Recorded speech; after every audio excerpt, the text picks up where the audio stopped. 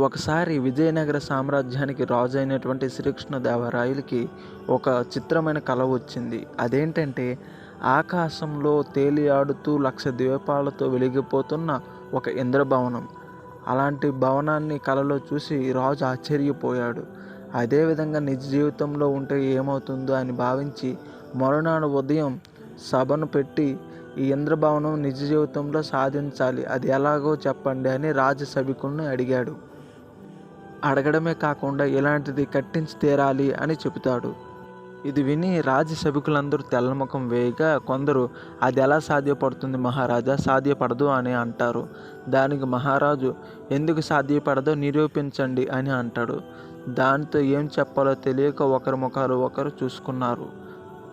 అప్పుడు మన తెనాలి రామలింగుడు లేచి మహారాజా, రేపు నేను ఇదే సమయానికి అది ఎందుకు సాధ్యపడదో నిరూపిస్తాను అని అంటాడు. దానికి రాజు కూడా అంగీకరిస్తాడు. అయితే మరునాడు సభ ప్రారంభమవుతుంది. తెనాలి రామలింగుడు సభకు రాలేదు. నిరూపించడం అంటే ఇదేనా అని మహారాజు అక్కడ ఉన్న సభికులందరూ కూడా నవ్వుతారు. అయితే అదే సమయానికి ఒక ముసలి వృద్ధుడు అక్కడికి వస్తాడు. అప్పుడు శ్రీకృష్ణదేవరాయలు ఆ పెద్ద ఆయనను చూసి, ఏమైంది పెద్ద ఆయన, ఏమి జరిగింది అని అంటాడు. దానికి ఆ పెద్ద ఆయన ఇలా అంటాడు, మహారాజా, నాకు అన్యాయం జరిగింది, ఆ అన్యాయాన్ని మీరే తీర్చాలి అని అంటాడు. దానికి మహారాజు ఇలా అంటాడు, నీకు జరిగిన అన్యాయం ఏంటో చెప్పు అని.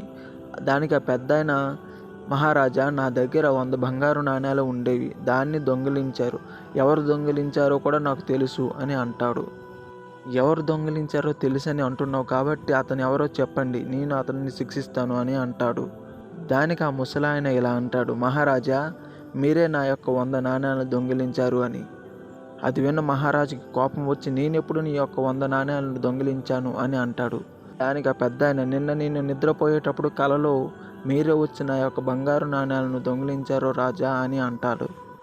వెంటనే శ్రీకృష్ణదేవరాయలు సింహాసనం నుండి లేచి, నీకేమైనా మతి భ్రమించిందా, కలలో జరిగింది నిజమెలా అవుతుంది అని అంటాడు. దానికి ఆ పెద్ద ఆయన వెంటనే తన యొక్క వేషధారణ తీసివేసి ఇలా అంటాడు, మహారాజా, నేను తెనాలి రామలింగాన్ని, కలలో జరిగింది నిజం అవ్వనప్పుడు మీ యొక్క ఇంద్రభవనం లాంటిది ఆకాశంలో తేలియాడుతూ ఎలా నిర్మించగలం, అందుకని ఈ వేషం వేశాను అని అంటాడు. అప్పటి వరకు కోపంతో ఊగిపోయిన శ్రీకృష్ణదేవరాయలు వెంటనే శాంతపడి, నాకు తెలుసు తెనాలి రామలింగ, ఇలాంటి సాధ్యపడని ప్రశ్నలకు కూడా సమాధానం వెతుకుతావో లేదో అని ఇలాంటి ప్రశ్న వేశాను, కానీ నీ యొక్క మేధస్సుతో ఇలాంటి వాటికి కూడా సమాధానాన్ని వెతికావు. ఇలాంటి మేధస్సు గల వ్యక్తి నా ఆస్థానంలో ఉండటం నా యొక్క రాజ్యానికే గర్వకారణం అని అంటాడు.